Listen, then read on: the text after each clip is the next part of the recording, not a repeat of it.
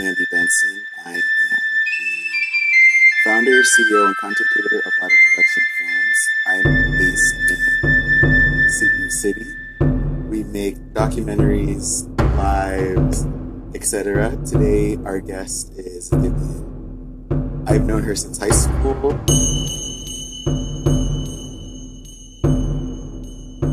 Correct. Yes. That's awesome. Winning. I haven't talked to you like face to face since like I think the last time I saw you was at Booked on Colfax in the basement. What, in the basement? No. Yeah, Did and I? you told me about Teal Swan for the first time, and that's how I found out about this. Oh, yes. Yes, yes, yes. No, it was when, okay, so it was a totally synchronistic thing, too. It was like, I got a Reiki session, right? And I was floating on a cloud. And then I walk out of the place where I'm getting the Reiki, and there's Andy. And I was just like, I blinked, too, because you were literally standing right in front of the door. And I was like, Andy? Yeah, I think that was back in So, 2017, or yes. yeah, because yeah, I think 2017 is when we saw each other last, which is 3 years ago, which is What amazing. has happened since then? A lot has Right? happened. Yeah, like so many like uh yeah, just progression.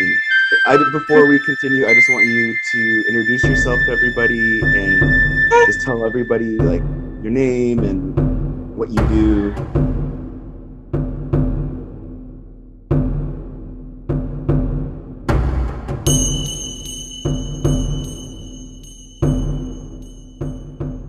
So my name is Vivien Moon. I am originally from Denver, Colorado. I call myself a psychic alchemist because I combine many forms of divination, and I use it in a specific way. Like I tune into people for the purposes of their own personal transformation. Um, I'm using divination like tarot, astrology, dice reading, channeling, psychic sensing, and actually light language as well to help them out with that. Awesome. Yeah. How long have you been practicing all of those The, things now? the witchcraft. Yeah, all of Um, it. but so okay, that's actually an interesting question. It's like consciously practicing in this lifetime, right? Okay, Mm. so I would say since like 2016, or yes, yeah, 2016 or 2015. It was 2016. Yeah. That's amazing. Oh, 2016 is a crazy. That was a crazy year for me, and yes. that was a crazy year for everybody. I think all years are crazy, and all years That have year changed. Trump got elected, and that's how that was. But the Yeah, marker for me that it scarred me. You know what I mean? To like, I remember having a panic attack because I was gonna go to the voting polls and I didn't because I didn't want to vote for Hillary either. yeah. I broke down. I was in the same situation where and where I didn't want to vote for Trump or Hillary, and also I was living in New York State, and I couldn't Mm, register. They wouldn't allow me to register to vote at the DMV, and wow. so I had to go to a different place, like a school in a farther away place in Queens, and I was like super exhausted, and I was also like I was a trash sweeper in New York City for a little bit, which is really Wow. random. While living in a halfway house, while I was like in my early stages of sobriety from my substances of Wow. choice, so it was like a weird time because I was like really Yeah. frantic, and I was like oh my gosh, should I? Does it matter if I vote? I feel like invisible already, and I feel like I'm doing a lot of inner work already in Yeah. terms of understanding my addictions, etc. And I think Yes. it's important for a lot of people. I know this is a business account, a lot of production films, but I think everybody should, if they feel comfortable sharing their, you know, past. Like for me, I'm okay with sharing that, and as just like a little side note. But yeah, Yeah. But 2016 your was very business, right? Your frantic. business is that. Yeah, my business So, is just telling stories and being an artist, so like it's whatever I can be like. It's not ah, harmful for me. no business.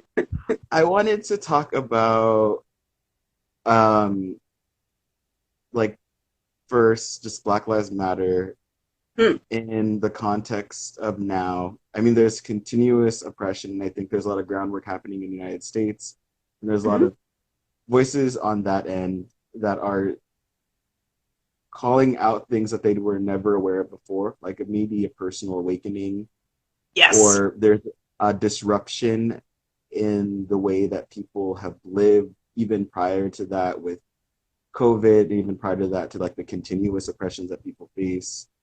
Black, brown, everybody has faces a multitude of oppressions, and you know, and I think that there's a sort of coming to terms of freedom in the sense of understanding that the for me at least, and what I've noticed from being super far away from the States is just like a freedom in the present moment, like understanding that like even like moment to moment there's uh like a freedom that people maybe have been oblivious to or didn't know about because they didn't know that their voices mattered, especially Hmm. marginalized groups.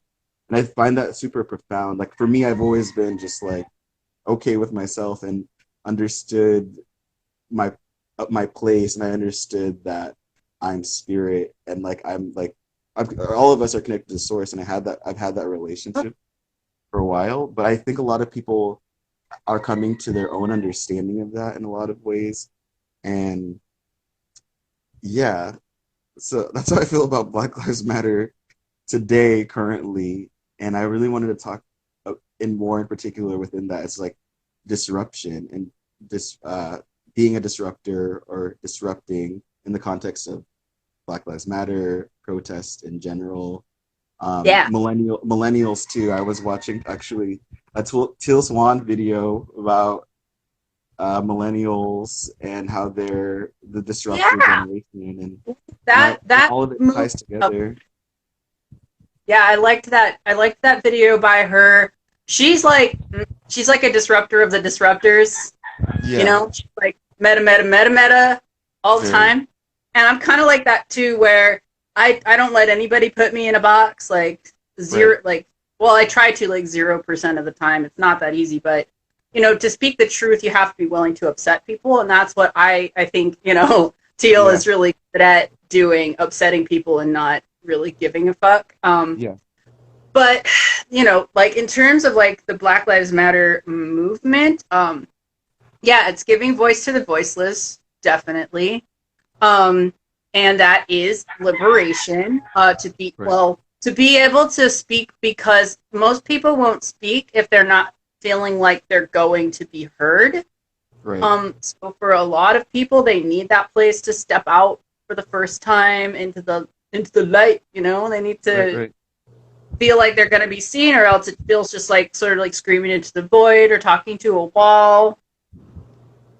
And True. so I kind of feel like I always want to be that space for people. But at the same time, you know, it's about how much energy can you pour into anything, right? How much life force do you have within you to do the Right. things that accomplish the things that you want to do? And so like your feelings and your thoughts matter a lot in terms of like how that's going to actually play out. Hi, Sierra. Right. Thank you for Oh, joining. my kid, my childhood friend. Sorry, I almost said kidhood. That wouldn't make sense. I I know her like since that. I'm very young. I has joined us, and Thank you I'm for so joining. damn excited. Woo. And please share with your friends. We're talking about Black Lives Matter. Um, Aggression. yeah, passive It's still aggression. Actually, aggression. Passive aggressive. Like you can detect right with your intuition when somebody is being passive aggressive. This energy of it's just like a dissonance, and it's weird, and it's like maybe somebody's being aloof, not addressing what you said, um, right. trying to dissociate because they are like maybe they're triggered. Like I feel like a lot of people, like most of the time, because our society is like got like deeply ingrained traumas interwoven throughout everybody's life. Sure. Um, It's all People connected. associate as an automatic when they don't know what to say or do. They just kind of go into that place of like, okay, Yeah. and it's obvious, but nobody really has to like. we're taught not to press the issue when somebody does that. We're taught not to ask, like, well, what are your thoughts on that? You know? Yeah, it kind of creates like, I think if that's practiced more and more, which I mean it is practiced all the time, it can create another chain of like a chain reaction to, and it that could be disruption again. It can be calling it out and speaking out. Like for me here in the Yeah. Philippines, I feel that a lot of times people have passive or passive aggressive stances on many issues, such as like how colonization has affected us and why we don't bring it up, the idea of the drug war, and the idea of like the Catholic Church and the government and Yeah. their constant oppression and money hoarding and controlling people on a spiritual, subconscious, and conscious level that nobody really Wow. It's discusses. stuck into that. Oof. Like, Yeah. okay, I feel like the spiritual control really needs to be like brought to the light. Like if we're talking Mm. about the spiritual side of things, because spirituality is a tool that's used to liberate basically your soul, your truest Hmm. essence within you, and Yeah. then basically like what I know about like organized religion is that the reason why it's organized religion is just they took the goddess out of it. Basically, they took the earth out of it. They took Yeah. the indigenous practices out of Yeah. spirituality. They took like a lot out just to like Hmm. leave the regimented control. You can only get to God if you do what I say. You can only get to spirit Yeah. if you're like passive, if you're quiet, if you're um going to church all the time, if you repeat the Bible, Hmm. repeat what your pastor says. Excuse, like that basically like it's a And spirituality that repent. bypasses Yeah. repent, yeah, and like it's like all about you being the sinner, like if you don't do Yeah, all the emphasis on that. Wow. exactly. I think it's very interesting when I first was talking about my Buddhist practice with um my relatives here, a lot of times when people responded, it came from a place of ignorance. Like they thought I Wow. was worshiping Satan. And I was trying to explain that for my Buddhist practice, it's Nichiren Buddhism. So Buddha means self-aware for our practice, and we just chant Nam Myoho Renge Kyo, and we do Gongyo, and we just do that, and we just live a normal life, and we just connect to our inner self. Because, yeah, that like Yeah, you find your essence inside when you go inward. So yeah. it's Cardi. Hello, Sorry. thank you for joining. We're talking about spirituality now in the context of spirituality. My grandmother on my father's side, she's African American. Hmm. She actually passed away last year at the age of 92. And when I never explicitly told her I was gay, but she just knew from my father or my mom telling her. And out of every response I've gotten, hers was the most spiritual and the most enlightened.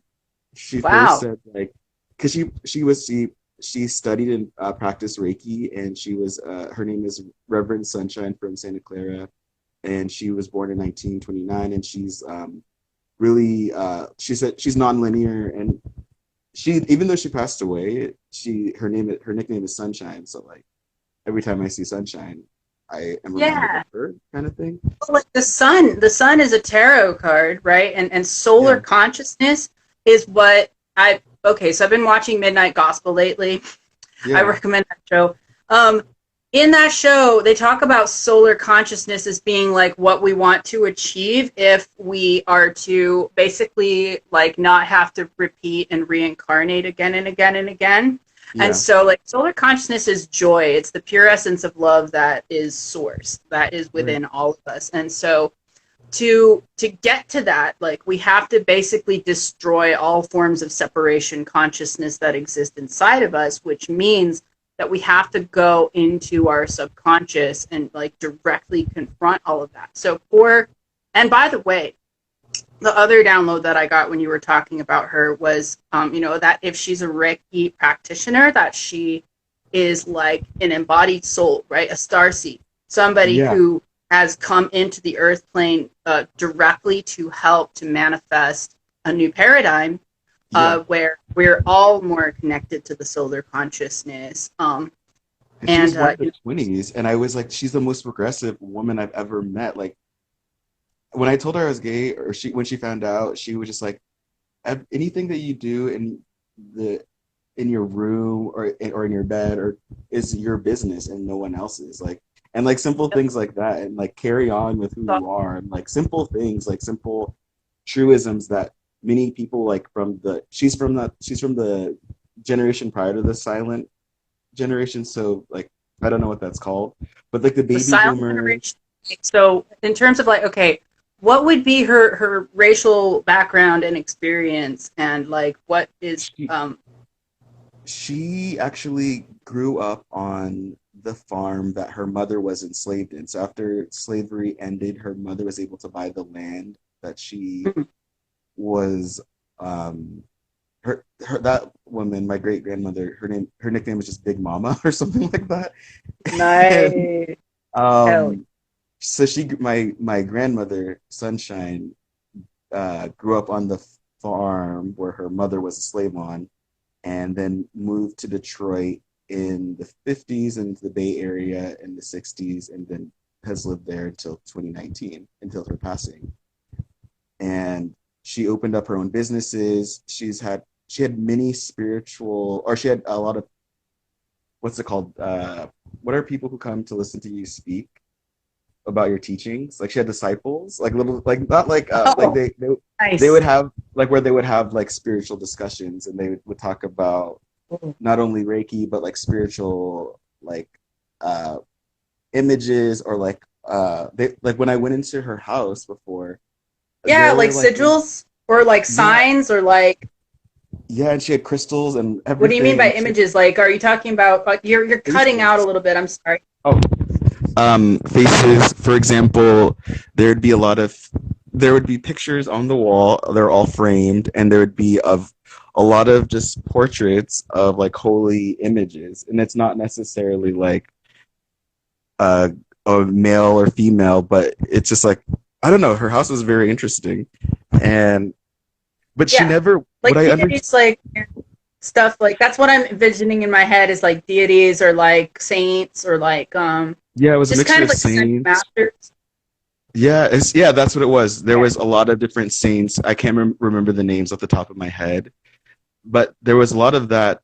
And but what I found the most interesting was like I would always bring up problems of social injustice and all of like the hard times I was facing when I would visit her when I was going to school in San Francisco. I would visit her in Santa Clara, and I'd be like, "Oh my gosh, I feel like my movies are never going to like do anything, or my And she'd art's have like compassion for you, right? She'd yeah, show but up like mentally, emotionally, like be present with you and like yeah, but not it tell was you like, oh well, why can't you just be non-dualistic, Andy? Why can't yeah, you just, what insert spiritual philosophy here, like to dismiss like whatever you were going through? Like, why can't you just do da da da da da? right, Like, yeah. She would give me just listen, literature to help too, like in the idea of in the impersonal self, not being a passive person, but having no ownership of anything and experiencing life as just like a spiritual vessel. Like she never, when I would tell her about any sort of anything going on, like Black Lives Matter back then, back in 2018, well, because oh, okay. the last time I visited her, and we were just talking about so many different issues. She would just talk about like the impersonal stuff and the idea of that like we're all spirit, and we don't ever have to be validated outside of ourselves. And I was like Wow. always, it was always really encouraging, because I when I when I contextualized her life, when I was thinking about it, when I was like analyzing it with my rising Virgo, my Virgo rising, I was like, Ah, oh, that makes her for me even more of a profound spirit, because she yes. faced so many really overt oppression and violence throughout her life, but Wow. she never let that like Whew. deter her spiritually, and she was able to own businesses and do her thing spiritually and have and keep herself afloat without being tied down to a man, or it was like her life is crazy. And Wow, I, that's so inspiring. yeah, she gave me two books Yes, too. I yes. still, honestly, one more Ah, thing. I found these books when I came back to the Philippines that I brought like a what does long that say? time ago. It's The Impersonal Self by In Paul F. person. Mormon. Okay. And like I was, those are the books she gave me, and I found them here in the Philippines again because I left them here on a different trip. Wait, And can I say something about your movie? yeah, Oh, let's finish about your books, though. Actually, I'm sorry. it's so important when people, even just having one friend or a relative to have the conversations about spirit, and then just Yes, acknowledging spirit. That's it. For healing, I mean, because that's what we're yes. talking I about want too. to be that person for Yeah, people. yeah, Like, yeah, I am that person for people. People come to me all the time. you are. Oh, dude, what does this mean? And I'm just like, well, and just You're like right. channel, Yeah. like and obviously do it professionally. But anyways, I was like so blown away by your movie, Dead Musician Fan Club, that I Thank just finished you. watching today. I started, yeah, and I wanted to say, like, I had a big reflection on it too. Like, I started watching it, like a month ago or something, when I was in this space of like really needing to just hold like a really solid solar consciousness and not think about social issues at all, because I was just bouncing light and light and light and like, so when Yeah. I watched the first 10 minutes of that, I was like, wow, this seems really cool, and it's also really heavy, and I know that like this feeling in my stomach needs to be processed. And Yeah. so and then today it was almost like perfect timing, because like I've been doing the processing the past couple of days over Mm. all of the things that have been happening, and when I watched your movie, it just blew my fucking mind. I was like, Thank whoa, you. whoa, whoa, whoa! Like the way it's directed and the dialogue, it reminds me of one of my own like memories, like drunk memories, from Denver. It Yeah, reminds me that's of sometimes the bad dreams that I have, like the nightmares that I have, and they're in like the best possible way.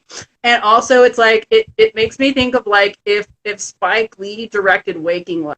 That's like yeah. very Wow. cool about it. Thank But you. Oh my gosh. That Waking melts Life my is, heart. I don't know if you know Waking Life, but one of No, my I do. I favorite. love Richard Linklater so much. I love that film.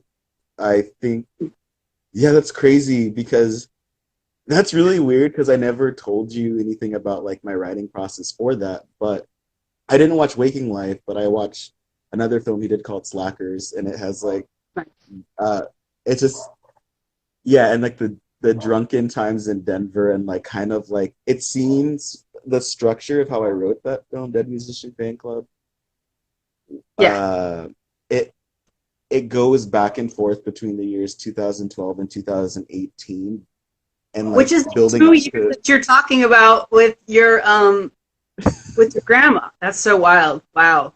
yeah, that is really weird. Like yeah, when I think about the my work, and then like and then like in the context of my real life, and then with the art, it's like it's so hard to articulate because it's like there's like a not a it's like not a fine line. It's like all just one thing, like when we are It creating all or gets slobbed expressing. together, right? Especially when there's drugs involved. Yeah, and that too. I think, I mean, I'm completely sober now. I smoke cigarettes, but when I used to partake in weed, for example, like I feel like like that created like a perma stoned like demeanor about me. Oh my god! And no, and one of the characters, gosh, like her, like I think she goes by like Oreo. Yeah, Oreo. That's played by Yeah, Leon she Flores. has She's an that like amazing artist. stone like attitude towards life, but she's also like, man, I'm neutral or something like. Yeah, And she's I love neutral. that part. But she's like, I'm neutral, and he's like, maybe you need to rethink your neutrality. Yeah. And she's just She like, look, she brushes him off like, yeah, she's trying her best to be awakened because she mentions like authors like Alan Watts who kind of reintroduce like she mentions his name, that author's name, and Oreo does in the film. So yeah, like like who he's like the author, he's a philosopher who kind of reintroduced or re-sparked interest in like Western philosophy and Taoism. I mean, he wasn't the only one who was doing that in his time, but yeah, there's like that part. I mean, I relate to that character a lot because I still have that perma stone, like still learning and Yeah. learning about um, practices of spirituality. But in the end, though, to not bypass all of the work or anything, it's like we all of our consciousness are connected to source, like whether Yes. we're aware of it or not. And like for The me and cops, my the protesters, the all of it, it's politicians, all connected. the babies that are being born in the chaos, Yeah, all of it is and connected, the and dead I white find it guys, the dead white musicians, yeah, right? like Kurt Cobain. Yeah, coming back to haunt us with all of their dissonant, like Yeah, self-hating that's what guitars was and interesting shit. about the movie, and I forgot about that aspect because like I was really fascinated with like how people become so obsessed with dead artists and like they don't appreciate the artists that they know around them in their spaces. Like for example, Denver is like Yeah, that, like or every city and every yeah, place in the world is like that, where you have if you're an artist or you're working as an artist or creative in general, you like to express yourself. yeah. Hello, Emily Hey, Tallman. I Thank want you to for say hi to Emily joining, because Emily's saying hi. aka Kana. We love you. Oh, Kana, right? Shit. I Or mean, I, um, it's Emily now. oh, well, either one. I mean, Either I way, she's down awesome. to say, I mean, but like, hey, I just wanted to just engage with people who are watching a little bit to Oh see yeah, yeah, like yeah. Thank they you. have any questions or thoughts about anything that's been said or like something that they want to share. Hi, Zay. I'm Can so you talk happy about what that we've like been you talking guys about are so joining. far? Huh? Fill people in. Can you fill people in about what we've been talking about? Okay, yeah, I can give a good synopsis. So basically, we fired off about like Black Lives Matter and like what it means to be like a spiritual person receiving that, and like how Andy's grandma Sunshine was like always like really present for like social injustice stuff as a spiritual person, and faced a lot of oppression and used spirituality to like get through it. And then we were talking about Andy's film of Ladder Production Films Dead Musician Fan Club, which is about a group of friends who it's like mostly black kids and like one white girl, and I think FB, I'm not actually sure. I She, think she's mostly Hispanic, but she's like black. their conversations are like really amazing because like it's showing their like inner dialogue, but like as an outer dialogue, and they're really kind of like processing like what it means to be spiritual and facing oppression at the same time, which is like it's so Yeah, beautiful.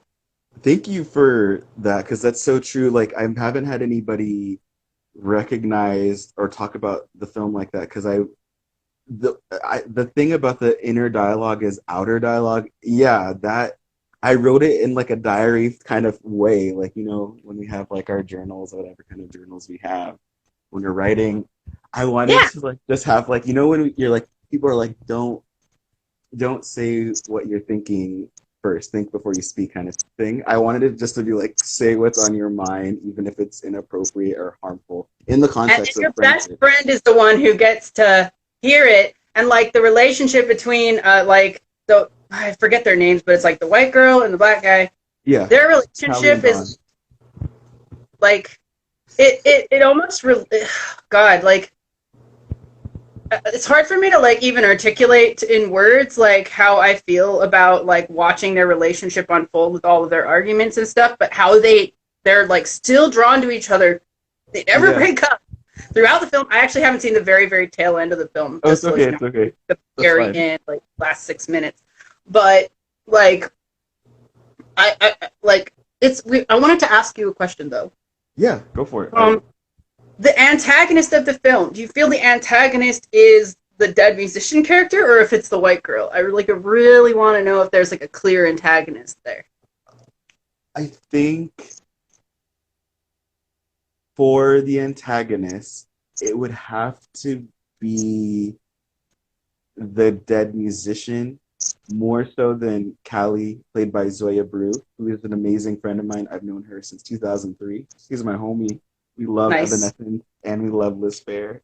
We love a lot of other people. She's a musician. Um, and I really, yeah. Anyway, I think antagonism is an opposing force, and for this particular film, it would be the dead musician, but there is antagonism that happens on a conversational level, scene by scene. And it can because one Mm-hmm. time, I mean, I think all of our lives, moment to moment, relationship, we can see people as the villain in our narrative, and we can also see people as we can see ourselves as the protagonist, or like it really depends. I didn't get it. I didn't get a strict antagonist or protagonist in the entire. It's really like a non-traditional kind of film structure, which I really like. Yeah, Um, it's very much an indie film. very, And like to me, it's endearing. Like you almost make like the flaws of the characters seem endearing in a strange way. Like even like Dawn's sexism is seen in yeah. an endearing way. Like they're always He's just doing telling it in a cutesy Dawn's way. dad character. Oh my god, He loves Lana Del Rey. like dad. That character, that dad loves Lana Del Rey, and Lana Del Rey dad who yeah, loves Del Rey. Oh shit. Anyways, and that's another topic. But I mean, I respect when when in terms of Lana Del Rey, and with any sort of artist that is in the mainstream media, and that's kind of like saying things that are being misconstrued, et cetera, or people are for or against something. It's really interesting how it plays out through the years, and then how we, as consumers of media and art, the living, we we forget that everybody else is still learning and growing too. But when people are in a spotlight, we tend to uh, other them, or we tend to forget that they're human too. And yeah, forget that they're human too. And like, no, this yeah, is okay. This is actually something I really wanted to address in terms of like police. Like, I'm gonna go there. mm, Um, yeah, like go for I it. remember. Okay, I'll relate it back to the Denver punk scene. There was this band called Scarf that was like mostly white people or whatever, but like they made this song that's like it's talking about like you're not a fucking human, you're a flesh covered machine. And Oh, like that's something about that line like stuck in my head for like forever. And like I'm what's the pretty name of sure the song that again? song is about like authorities and stuff and how they like operate on this like mechanical kind of mindset. And it really is like my mom talked about it the other day, like how she's been having constant downloads about MK Ultra, which is a pretty Mm, scary thing, right? it's But real. like really, really need to like go that deep with our spirituality to process around like even the most like scariest shit, really, to it be Yeah. accept that it's a part of the whole, that accept that spirit, that we created it from the godhead, and now we've given Mhm. ourselves this really difficult game, and then like the people who are on like the hardest level, or right whatever, for like transmutation or spiritual purposes, are like oppressed people who are like they're in the shit. You know what I Yeah, mean? it's true. Like we created it in the Godhead, and then now we have to deal with the game that we created. And I think the best way to do it is to be playful. Ah, yes, I yes, think yes, yes, yes. we have to continuously. Oh, I was going to ask you, what's the name of that song you just with the flesh covered machine? Oh, Scarp Hooks. Yeah. Oh, I want to read. First of all, I think Jay Greg, I believe your name is Jonathan from the hospital. I think, welcome. And Emily, aka Kana. Yes, we polymorph between good and evil, often depending on our environmental cues and what Mm, position of power we're in. Nice. yeah, This is what Stanford Prison Experiment has to teach. Oh, I haven't heard of that experiment, first of all. I Second of only all, saw a documentary trailer for it, but I oh, would look sorry, it up. sorry. So, no, But anyway, I don't mean to interrupt you. no, go ahead. Um, I was what trying to kind of comment. saying about a prison experiment? I haven't heard of that. Um, and I mean, that sounds brave. That sounds bold. Like to go, like to study in depth. Okay, I mean, maybe we should all search that later because I don't know what to say about Yeah, that. But I'm taking whole, note. like, polymorphing thing, like I like that relates back to MK Ultra of like the split in the person at like.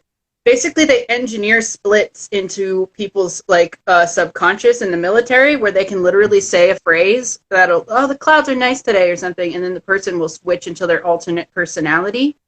Mm. And beyond like direct brainwashing, we all have triggers like that Family. where like something just like the split comes out where it's like you see like for example like you see the black person who's like the model minority or something, and they're just nice to everybody every day. Oh, what a Right. ray of sunshine, what a ray of goodness, and then they have their trigger that just they're just pissed off all of a sudden, and then everybody's like, wait a minute, I thought you were a model minority.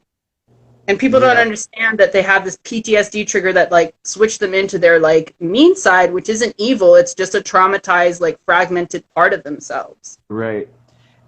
Yeah, it's like fragment on overlay from person to person type of uh psychological trickery within the mind. And it's like on one hand, it's just human nature, and but on the other hand, it's external forces. I mean, I've been hearing a lot about like just like cell phone manipulation with the emotions. I mean, on a personal note, I feel like the more you Yes. engage with technology on a just a passive level and not a critical way, it will manipulate your emotions. I Well, mean, yeah, sometimes you can they notice it too. engineer it so the triggers are like constant, and we're not even we're like passively receiving it.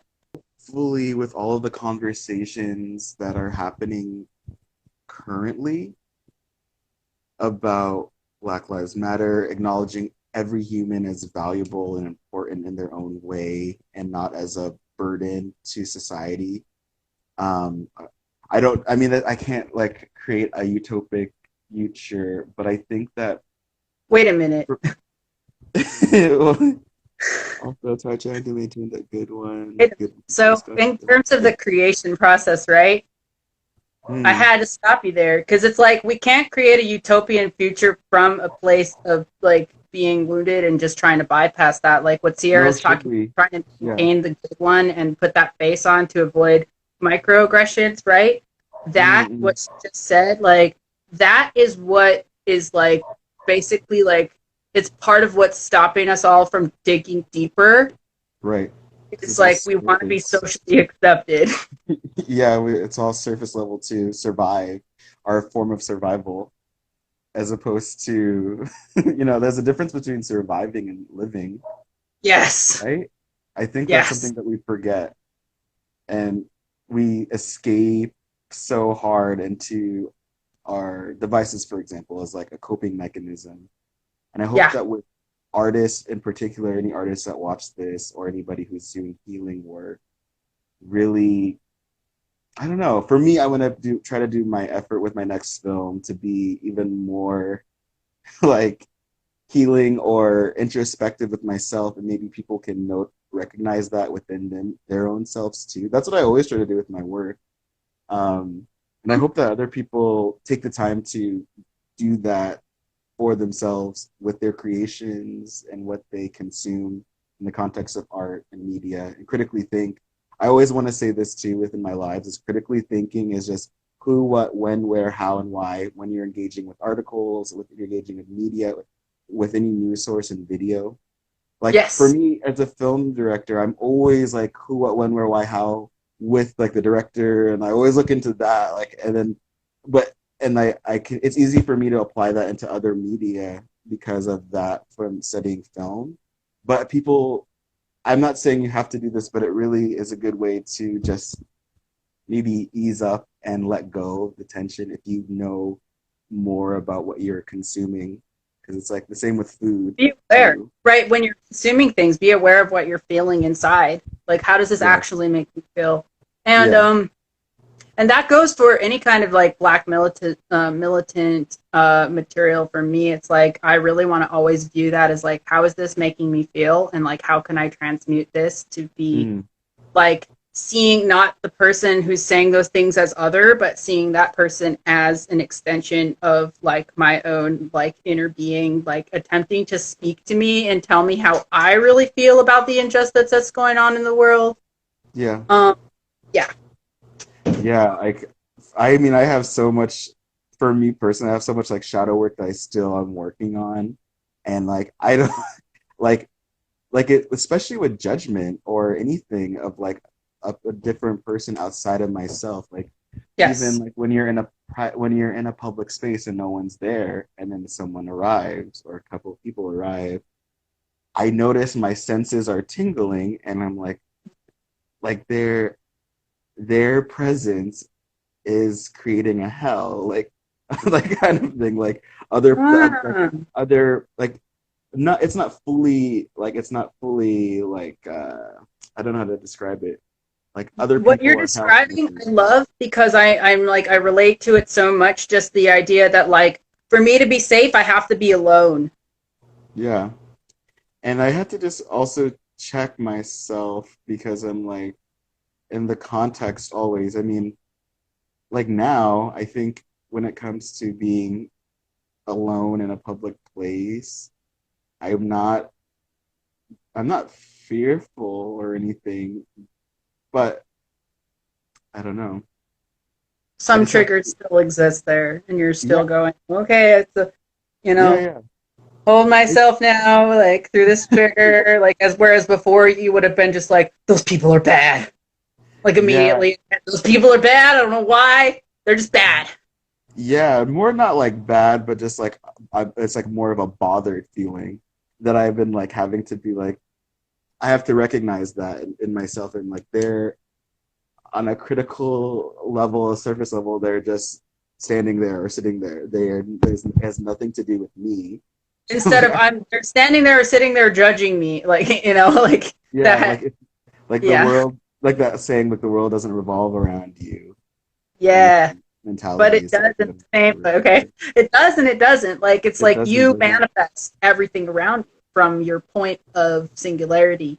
And we're yeah all manifesting each other through this kind of like volley. I call it a volley, like an energetic volley, where each one of the free will points of like attraction are co-creating together, but then mm, singularly, you're like creating your own timelines that you travel through. If that makes sense, like you are right.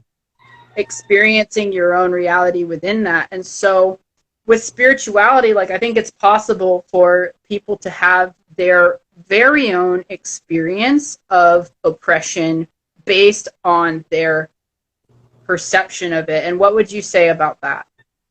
Yeah, I think perception, if not I don't want to say it needs to like a one's perception needs to be maintained in order to stay neutral or like No.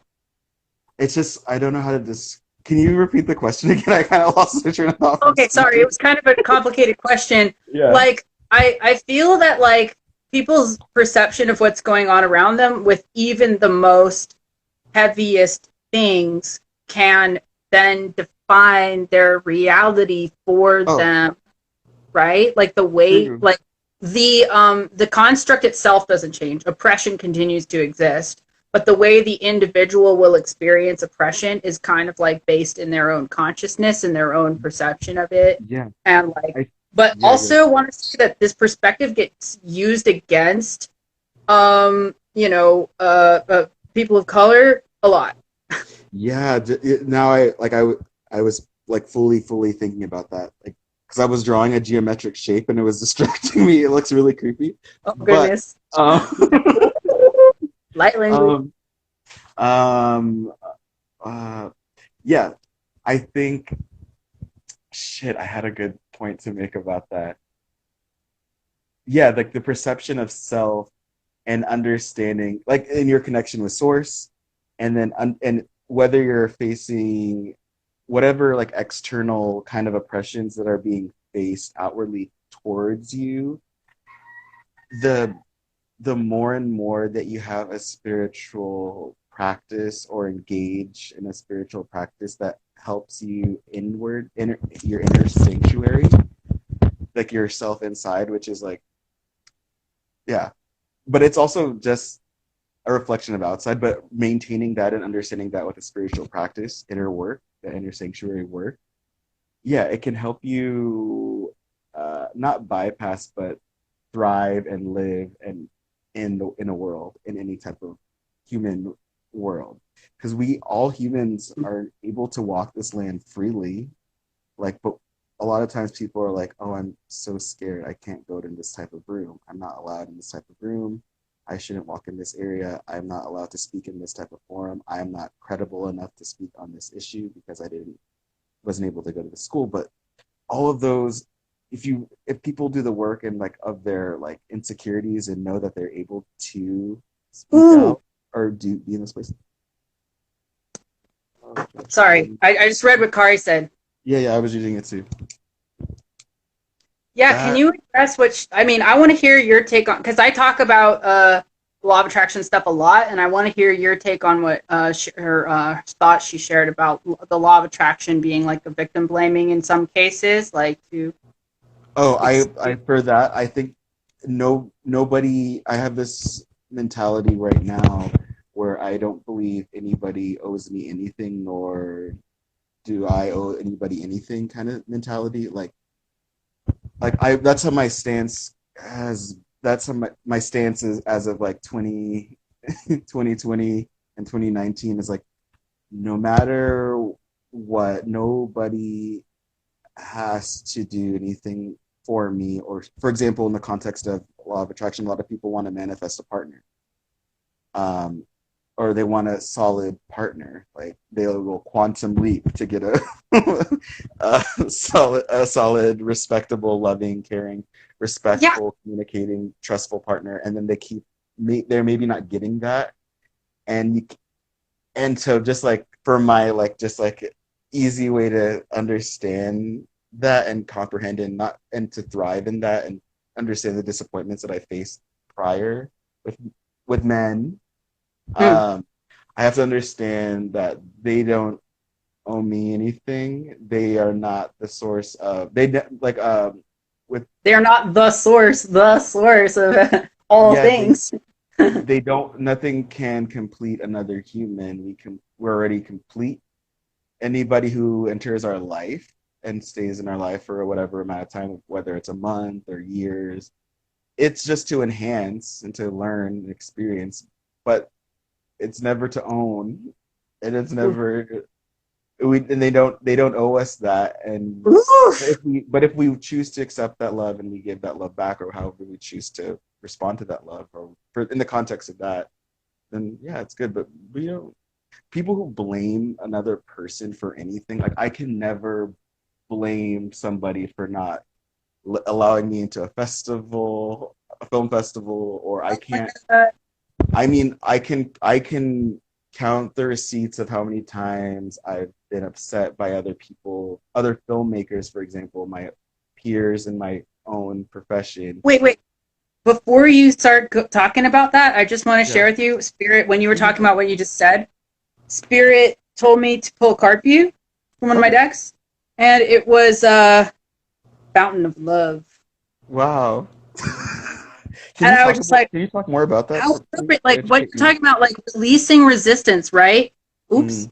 Hi, living room. That looked like a painting. Releasing resistance, which is like your living room looked like a painting.